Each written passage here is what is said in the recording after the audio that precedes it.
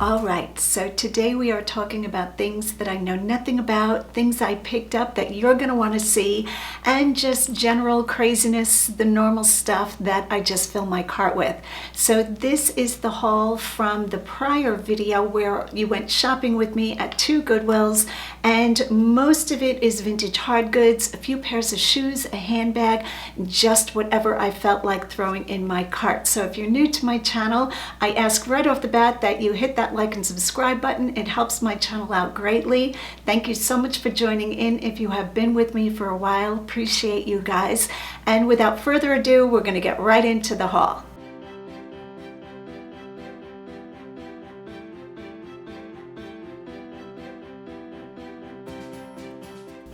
Okay, so item number one is this pipe cutter. This big, I think it's vintage because of the wear to the paint. Now I found this at Goodwill. I had no idea, I shouldn't say no idea, I thought it was a wrench, but looking closer I do see there is a cutting wheel here. But because I didn't really know what this was called, so it was hard to do a comp, I asked you guys on Instagram. I just posted a picture and said, hey, who knows what this is? And you guys are on it, so thank you very much. Couple of you told me that it was a pipe cutter, and I put it in my cart. Now what did I pay for this? I don't even see the sticker anymore. It must have fallen off because I have not cleaned anything or de-stickered anything. It will happen. This week has been a little bit crazy, and I think I paid either $2.99 or $3.99 for this pipe cutter. I think this should bring probably about $35. So that is item number one. Do not be afraid of picking up what you don't know. Build your Instagram, and when you get a community going, everybody will jump in, either that or a Facebook group, and give you their knowledge and their opinion. Everybody is so helpful, so it's a great community. So item number one, a pipe cutter. Okay, so I'm going to jump into a big piece I picked up. Now, I did not see the branding on this, but I know by this paint color that this is Pottery Barn. So I picked up this magazine or bookshelf. Now this gets mounted on the wall. So you can see right here, there are two mounting brackets. And I'm going to stand back. This is what this looks like. And what did I pay for this? $7. I will be flipping this on Facebook Marketplace, and I expect probably about $40 to $50. I have to do a little bit of research, but Pottery Barn for this type of item is always a yes for me. But I do have to be careful and check that it doesn't have damage, because a lot of the items that come from Pottery Barn get damaged quickly the more they're moved around, because the wood is, a lot of it is MDF, which, what does MDF stand for? Some kind of particle board. I don't even know. Modified. Now I'm just going to make stuff up. But this one is in good shape, so I said yes to it for $7, and I will report back to you guys on Instagram of what it brings when it sells on Facebook Marketplace.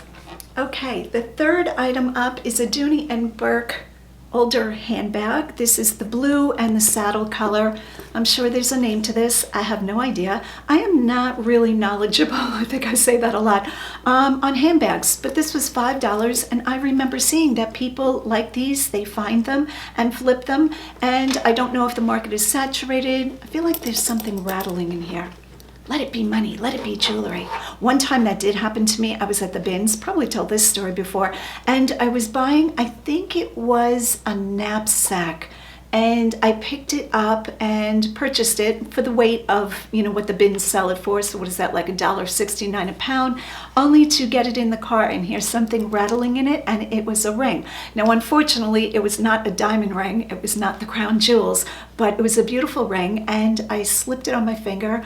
Maybe I'll insert a photo if my hands are looking decent enough, and I fell in love with it. So I kept it. It fit perfect, and it was a win-win. All right, Dooney & Bourke.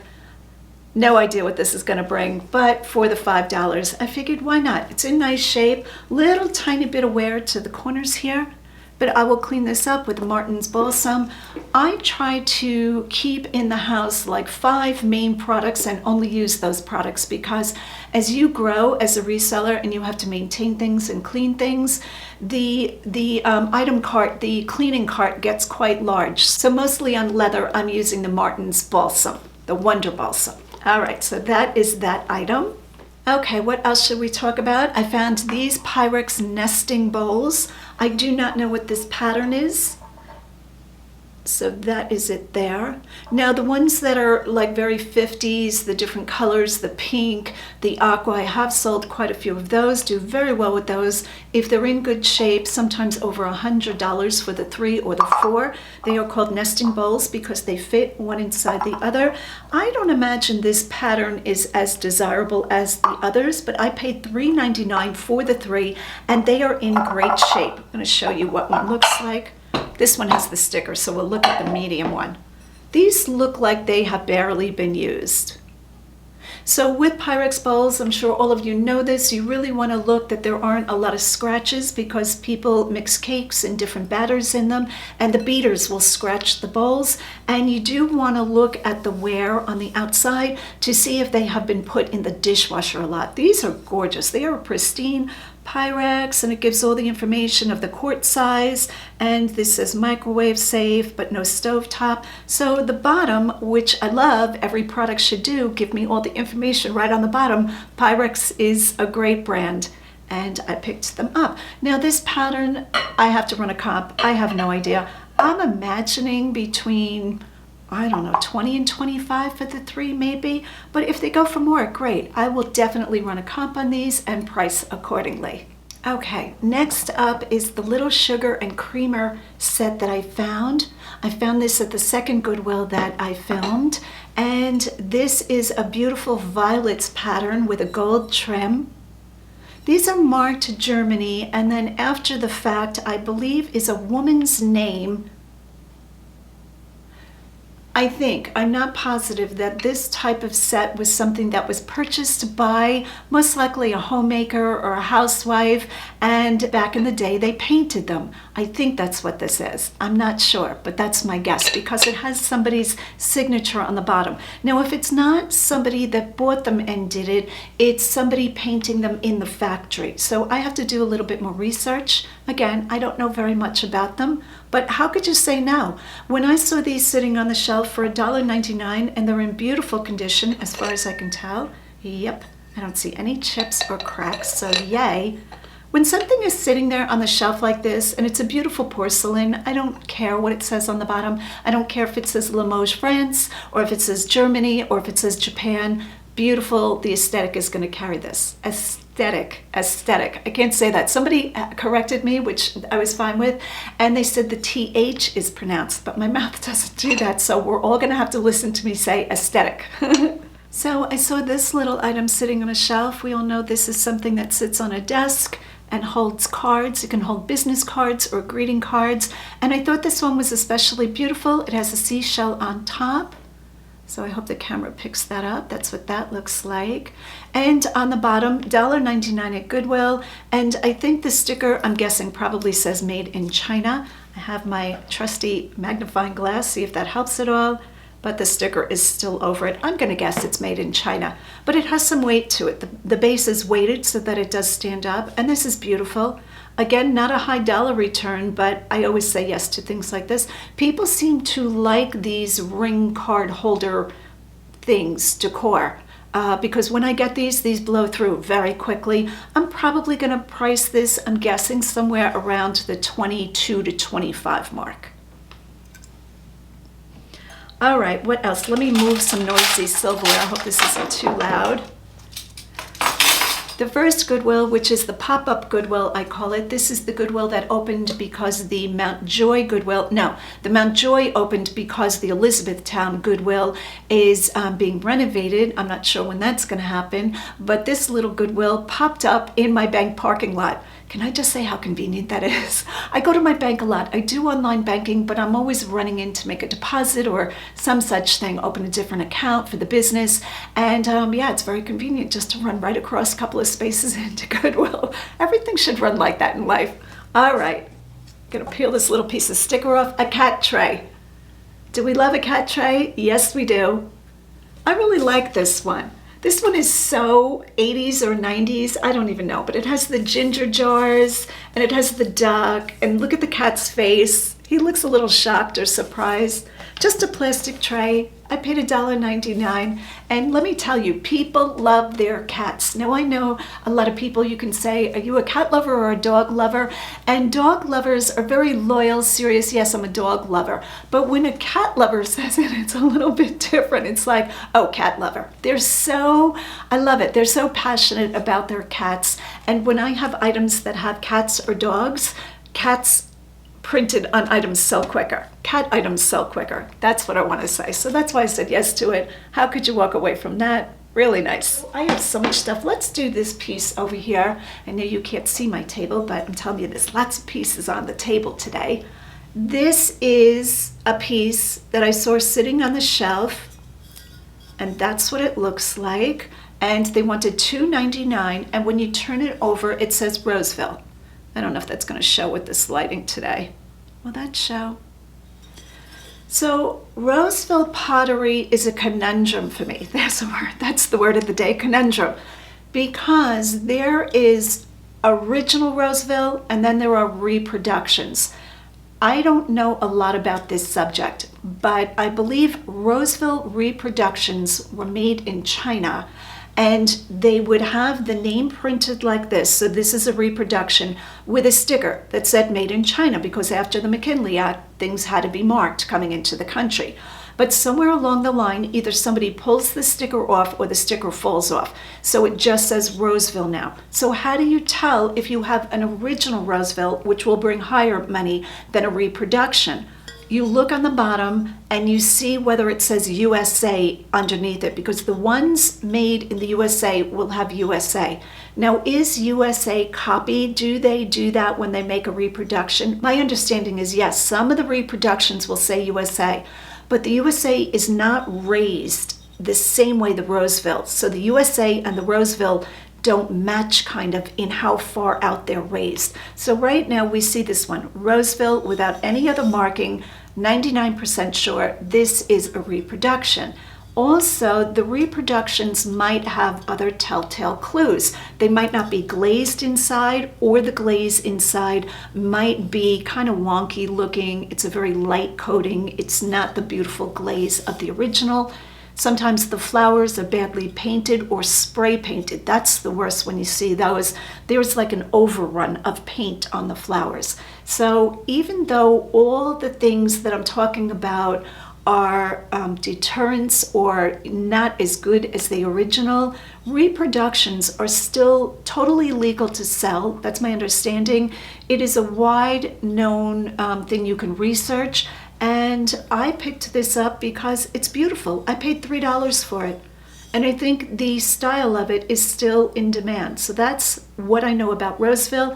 If you're a Roseville expert, feel free to leave respectful comments down below if you have anything to say different than what I've said, or if you have anything different to add to it. I appreciate it. Okay, one of the other items that I did catch on film in the shopping video was this fun pottery, and it says fat can on it. I'm tempted to keep this. I just think this is great. So naturally it's a jar, a lidded jar, where you pour your bacon grease or any kind of grease you have from cooking that you want to store in your refrigerator, hopefully in your refrigerator. I think it would smell if you left it on the counter. And who does this say? Bandwagon is the brand. I paid $1.99. I did not peel off the sticker, but I imagine that says made in China underneath it. I don't think this is especially old, but how great is that sitting on the kitchen counter? I love this. Will I keep it? Probably not. I'll probably sell it, and I have no idea. No, I did not look up fat can. I didn't care. I just went by, you know, how good this is. Okay, next item up is Villaware, and Villaware makes this Prima Pizzelle, is that how we say that? Baker. So this is what it looks like on the outside. Now, a lot of times I don't pick up like George Foreman grills or things like that, any kind of cooking thing like this. A lot of times coffee makers, all of that, I'm over. I've done a lot of that and not really enjoyable. I'm trying to focus these days on things that bring me joy and bring me money. So the two things together, things I don't mind shipping. And I thought, gee, this is nice. This is a really nice brand. You can feel it in the quality. It's heavy, but it's very well made. So that's what the back of it looks like. And I'm going to try to open this up. So it has plates inside, and I'm sure we have all seen this treat. Is that focusing? And it's in very good shape. Now, I have not cleaned it. It looks like it's been used one time. I will take the plates out and give them a really good soaking and cleaning. And I did run a comp on this, and I'm going to insert some comps here of what this little machine brings. Now, I don't know anybody personally making pizzelle. Is that how we say that? Pizzelle. Pizzelle. It's like pizza, but with L and without the A. All of that. So I said yes to a pizzelle baker. Let's grab this over here. I haven't done this one. This is a teapot. That's a little bit of a mystery for me. No, it is an enamel. So it's enamel on stainless, I would imagine. And the first thing I do with these teapots is I look to see the condition of the inside. So you want to see that the kettle was not left on to burn, because people will put their kettle on and walk away, and then if this kind especially sits on the stove too long, it'll get scorched inside and there's no going back from there. It does have a wooden handle, and I thought this was the Franciscan apple design, but I don't believe this is. It is unmarked, and this came from maybe an antique shop donated. Let me see if it says booth. So it was somebody's booth, metal kettle. They wanted $15 for it, and obviously either stopped selling in their booth or they were unable to sell it. Here's the mystery for me. I think these are apples, right? That's an apple, but yet the apple is pink.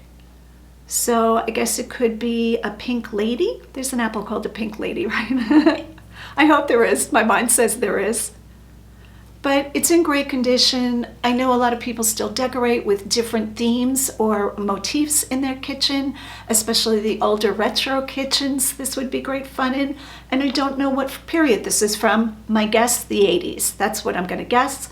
And what will I charge for this? No, I did run a comp on these quickly. I just put in like apple tea kettle, but it was in the store, and I don't think I found much of unbranded ones, many unbranded ones, but I thought, gee, this is a nice shape. And what did I pay? I did not pay the $15. I paid $7 for this. A little bit high for me, but I will definitely make profit on this.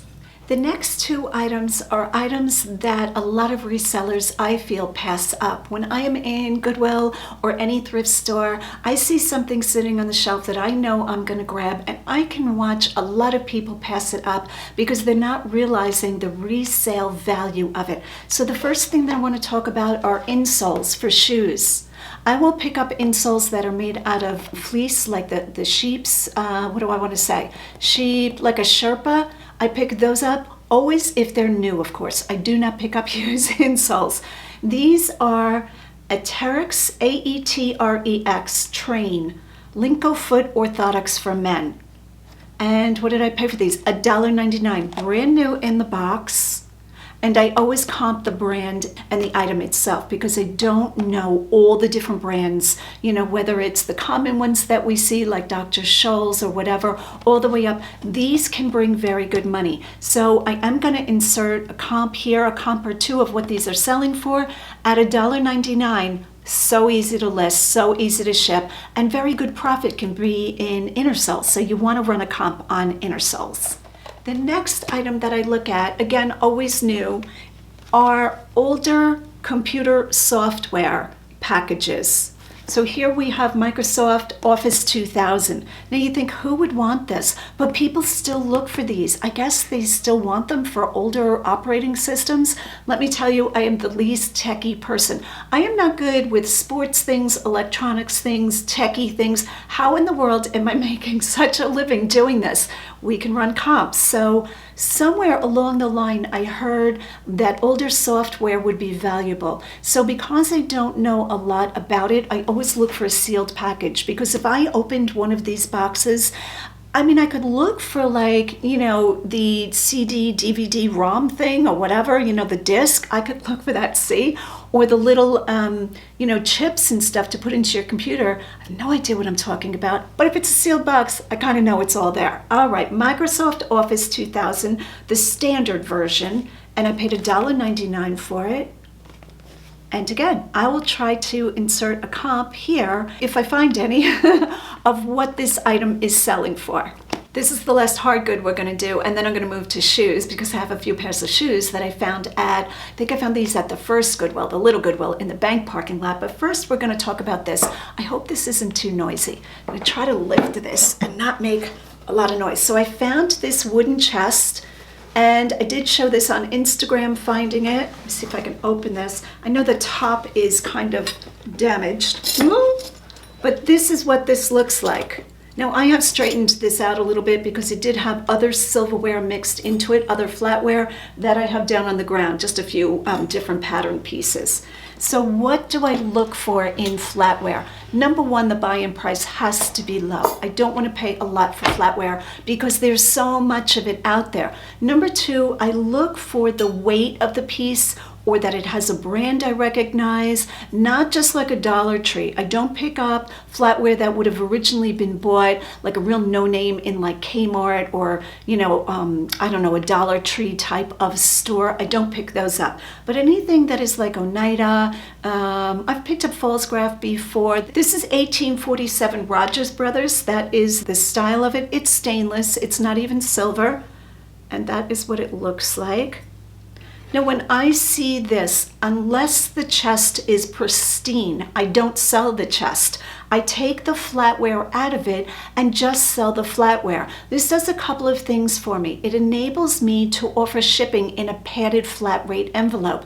Padded flat rate envelopes are my number one, keep thousands of them in stock, product from USPS that I order. I don't use a lot of flat rate packaging. I know there's been a lot of talk on social media about which is good to use, which is not. So this is what I do.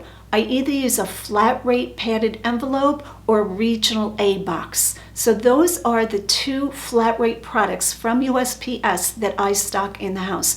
I don't use a lot of the medium flat rate or the large flat rate. To me, those are pretty much a waste unless you're shipping something like that pipe wrench I showed. It's a smaller thing, but very heavy. Or like if I was gonna ship weights, workout weights, those I might look at those two products. But for flatware, 99% of the time, you're gonna be amazed at how much flatware you can fit into a padded mailer. I am first packing it with packing paper and bubble wrap, and then into the padded mailer, and it has arrived saved every time.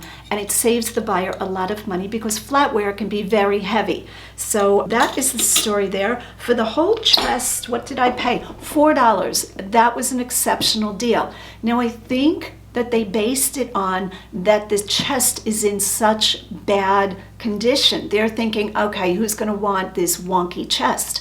Well, I'll have it because I'm getting rid of the chest and I'm selling the flatware. So off the top of my head, I think here I'm gonna turn $4 probably into $50, $55, if not more. Again, I have to comp the pattern. Now, how do you find the pattern on silverware or flatware? There is a site, or it's actually a store, it's a website called replacementslimited.com. They have every pattern of every piece of china, glassware, silverware, flatware, and that's who I use. So I start by looking at the pattern and finding the brand, and then you can go from there to find what the actual little floral pattern is called. Hope all of that was understandable, but that is the case with flatware. Okay, I had this big giant thing standing right next to me, and I'm thinking, okay, I'm done showing hard goods. Let me show you this one and we'll see what we think.